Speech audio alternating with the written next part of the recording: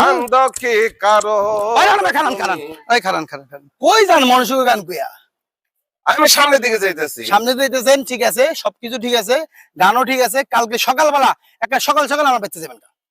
তোর বাড়িতে যাবো কি লিগা? আরে যাইতে কইছি যাইবেন, এত কথা কি? আপনি কালকে যাইতে কইছি, কালকে সরাসরি সকালবেলা আমার বাড়িতে যাবেন। তোর বাড়িতে গেলে কিছু খাওয়াবি? এই তো খাওন ছাড়া আর কিছু বুঝেন না। খাইতে খাইতে তো পেটটা এই বড় করে লাইছে, এখনো খালি কোন খাওন খাওন। এত কি তো কথা বুঝি না? কালকে সকালে আমার বাড়িতে যাবেন, এটাই শেষ কথা, বাস। তাইলে তোর বাড়িতে কি লেগে যাবো এটা তো বুঝাই কবি। কি লেগে যাবেন বুঝেন না? না দুইটা নাকি আমার বাড়িতে খাইছেন, খাইছিলাম, মাগুম মুগুম খাইছেন, এই বড় রান খাওয়াইছিলাম না? কিল্লে খাওয়াইছিলাম, কিস্তিলে খাওয়াইছিলাম, মনে আছে? কিস্তিটা কে লয়ে দিয়েছিলেন? আপনি লয়ে দিয়েছিলেন না?